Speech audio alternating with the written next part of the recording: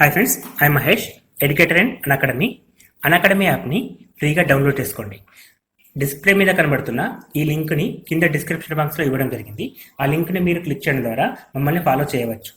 And మేము arithmetics and reasoning నుంచి ప్రతి టాపిక్ పైన షార్ట్కట్స్తో కూడిన ట్రిక్స్ని అప్లోడ్ చేయడం జరుగుతుంది. ఛానల్ యొక్క అప్డేట్స్ని పొందాలనుకుంటే సబ్స్క్రైబ్ బటన్ పైన క్లిక్ చేయండి, పక్కనున్న బెల్ ఐకాన్ పైన క్లిక్ చేయండి.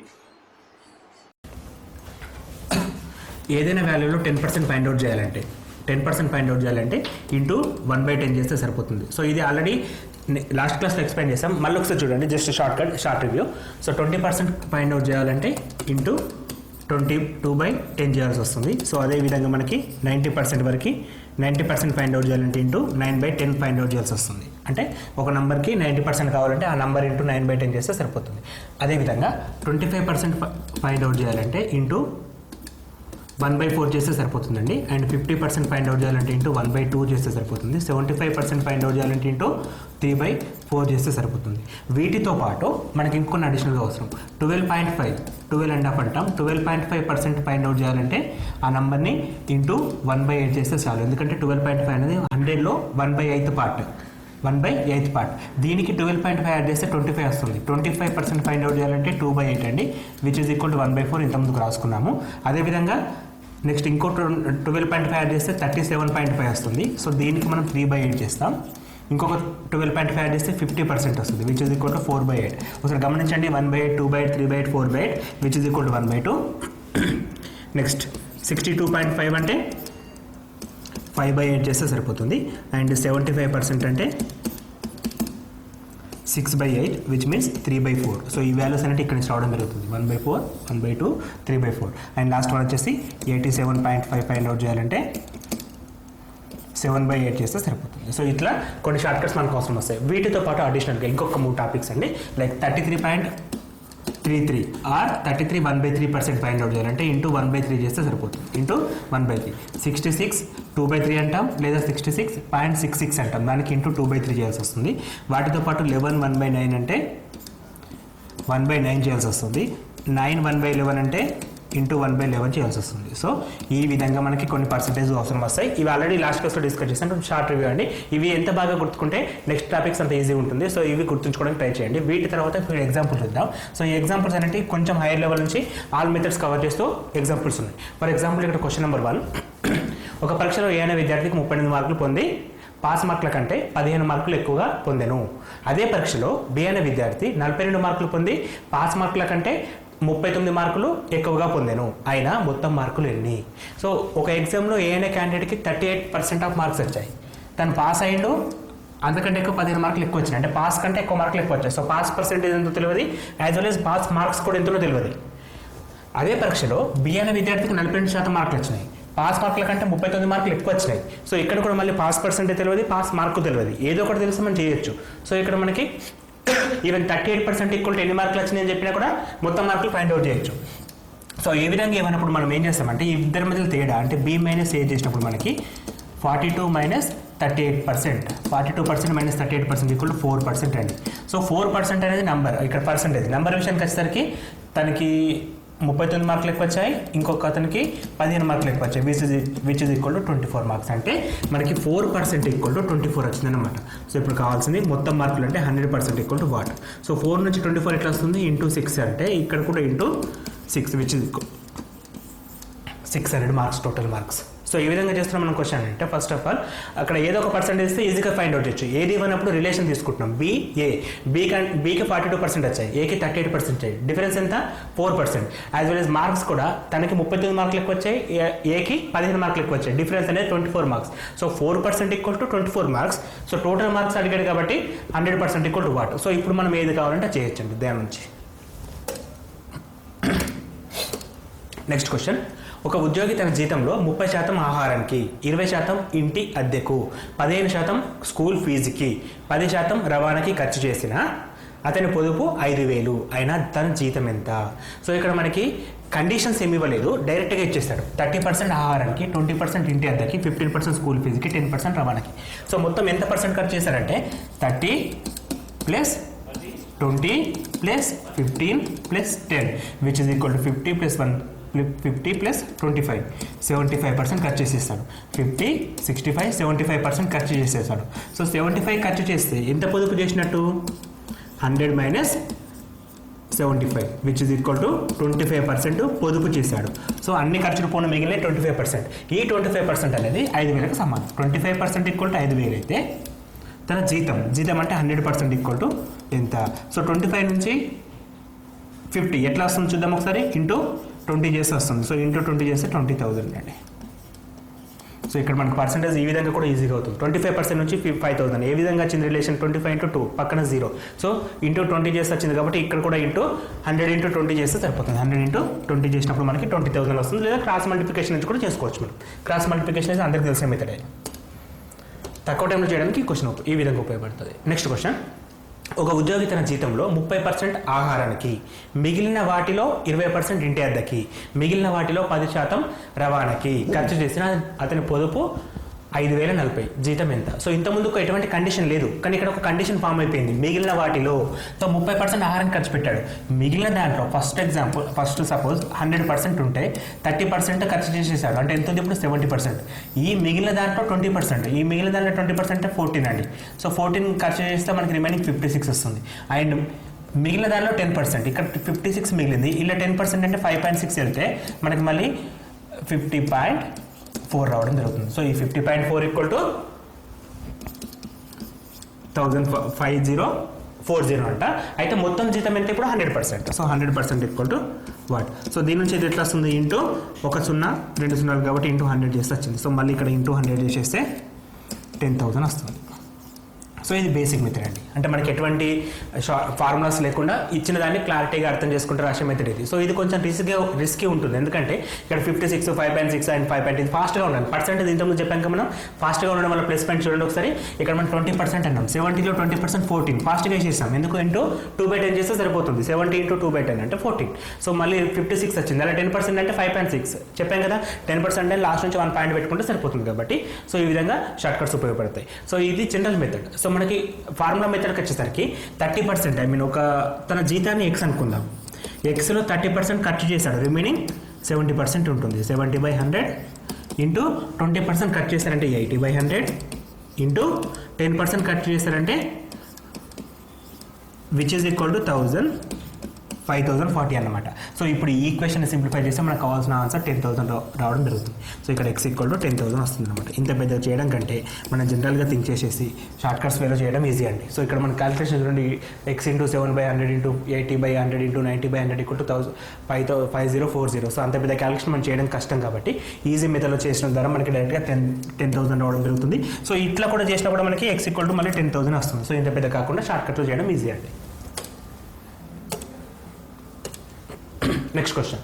ఒక వ్యక్తి జీతం 20% పెరిగిన తర్వాత 60,000 పొందాను. అయితే పెంచకముందు తన జీతం ఎంత?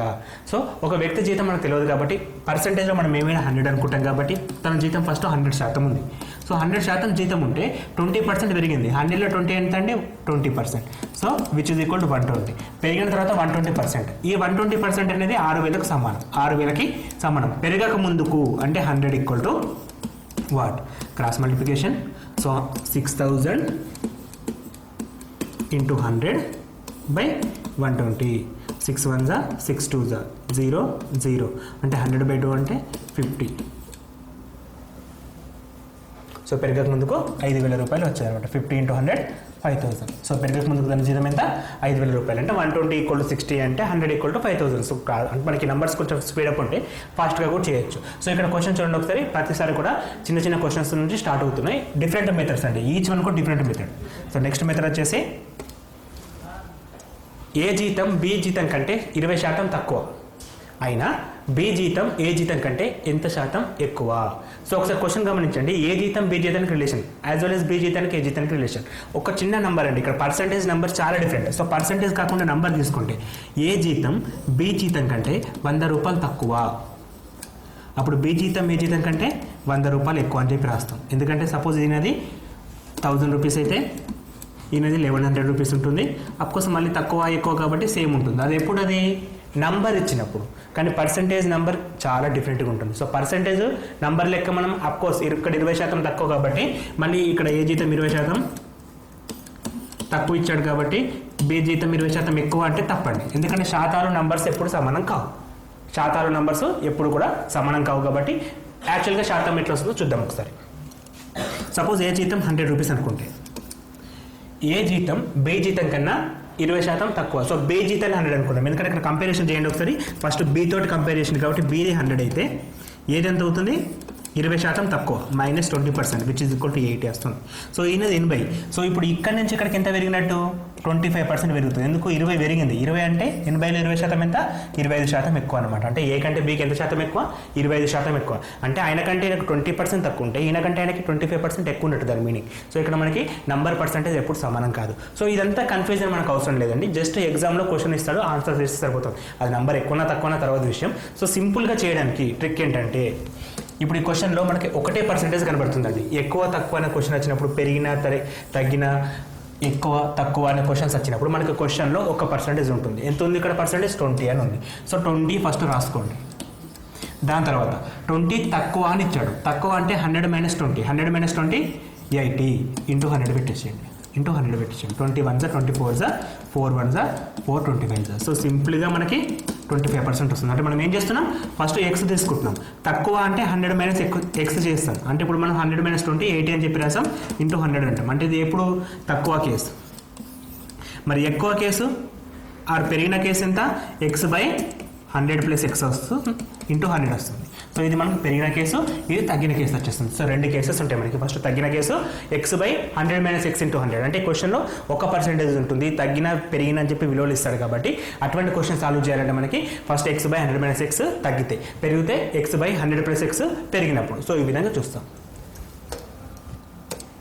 Next question. ఒక వస్తువు ధర 25% పెరిగినా మొదటి ధరకి చేరుకోవాలన్నా ఎంత శాతం తగ్గాలి? సేమ్ క్వశ్చన్ ఇంతకుముందు చెప్పిన విధంగానే ఇక్కడ ఏమంటుండు మొత్తం క్వశ్చన్లో ఒక పర్సెంటేజ్. ఒకసారి పెరిగిడు తగ్గుడు టాపిక్ వచ్చినప్పుడు మనం ఇంతకుముందు ఫార్ములా వాడచ్చు డైరెక్ట్గా.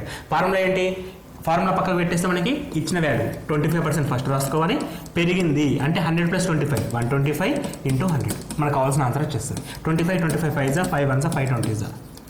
So remaining 20%. సో మనకి ఇక్కడ ఏం చేస్తున్నామంటే పెరగడం తరగడం, ఎక్కువ తక్కువ అనే కాన్సెప్ట్ వచ్చినప్పుడు ఎక్కువ అంటే 100 + x కింద, తక్కువ అంటే 100 - x కింద.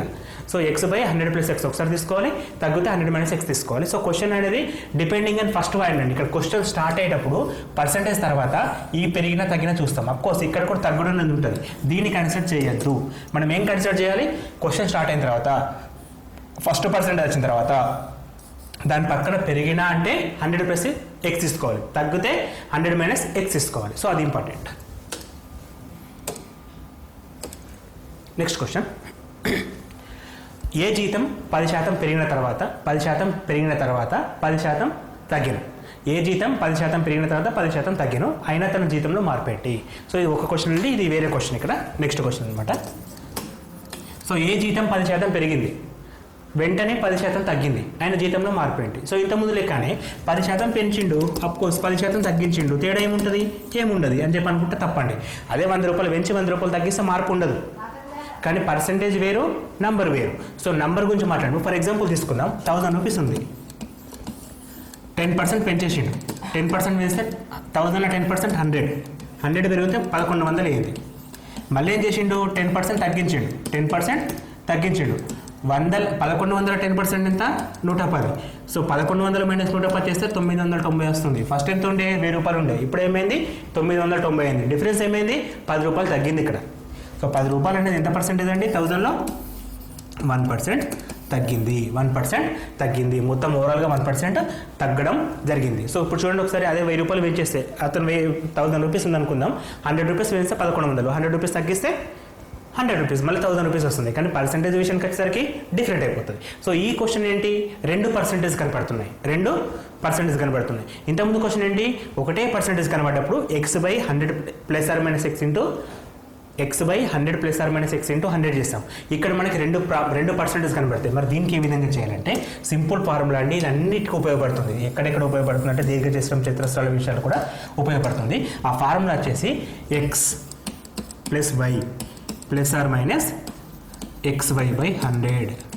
సో ఎక్స్ అంటే ఫస్ట్ క్వాంటిటీ, వై అంటే సెకండ్ క్వాంటిటీ. సో ఎప్పుడైతే పెరిగినా అంటే మనం ప్లస్ తీసుకుంటాం, పెరిగినా అంటే ప్లస్ తీసుకుంటాం, పెరగడం ఎక్కువ అంటే ప్లస్ తీసుకుంటాం, తగ్గినా అంటే మైనస్ సింబల్ పెట్టేస్తాం. సో ఇక్కడ చూడండి ఒకసారి, ఫస్ట్ ఎక్స్కి పెరిగింది అంటే +10, తర్వాత వైకి తగ్గింది, వై శాతం తగ్గింది కాబట్టి -10. ఇక్కడ ప్లస్ ఆర్ మైనస్ ఉంది కదా, ఈ సింబల్ అనేది ఈ ప్లస్ ఇంటూ ప్లస్ పైన డిపెండ్ అవుతుంది. ఇక్కడ ఏముంది, ఇక్కడ ప్లస్ ఉంది, ఇక్కడ మైనస్ ఉంది, ఇక్కడ ఏం లేకపోతే ప్లస్ కదా, ప్లస్ ఇంటూ మైనస్ ఏమొస్తుంది, మైనస్ వస్తుంది. ఇక్కడ సింబల్ అనేది ఇక్కడ నుంచి డిపెండ్ అవుతుంది, plus into minus minus. X అంటే 10 అండి, అగైన్ వై అంటే 10/100. +10 -10 గెట్ క్యాన్సల్, రిమైనింగ్ -100/100 అంటే 1 అండి, -1. సో 1% చేంజ్ అండి, మార్పు, ఈ మైనస్ తగ్గుదల. సో 1% తగ్గిందని చెప్పేసి ఆన్సర్ రాస్తాం. 1% తగ్గిందని చెప్పి ఆన్సర్ రాస్తాం. సో ఈ క్వశ్చన్ని పెరిగినా తగ్గినా, పెరిగినా తగ్గినా కూడా వాడచ్చు ఈ క్వశ్చన్. సో ఇప్పుడు మనకి పెరిగితే ప్లస్ తీసుకుంటాం, తగ్గితే మైనస్ తీసుకుంటాం. దాని కింద క్వశ్చన్ చూడండి ఒకసారి, కరెంట్ ఛార్జీలు 30% పెరగడం వల్ల వాడకంలో 30% తగ్గినాం, అయినా ఖర్చు 5%. సో ఇక్కడ కూడా మళ్ళీ 2%, అంటే క్వశ్చన్లో 2% కనబడినప్పుడు ఫార్ములా వాడతాం. 2% ఉన్నాయి, ఒకసారి పెరిగింది అంటుండు. సో +10, ఎక్స్ ఈక్వల్ ఎంత +30, అండ్ వై ఈక్వల్ ఎంత తగ్గింది -30. సబ్స్టిట్యూట్ చేద్దాం, +30 -30 plus into minus -30 into 30/100. +30 -30 get cancel, 0 0 0 0 get cancel, 3 3 9. So ఓవరాల్గా 9% తగ్గును, ఓవరాల్గా 9% తగ్గును. ఈ మైనస్ దేన్ని చూపిస్తుంది, తగ్గుదలను చూపిస్తుంది. అంటే ఎంత శాతం తగ్గును అంటే 9% తగ్గును. మార్పు ఎంత, 9% తగ్గింది. మార్పు శాతం ఎంత, 9% తగ్గింది.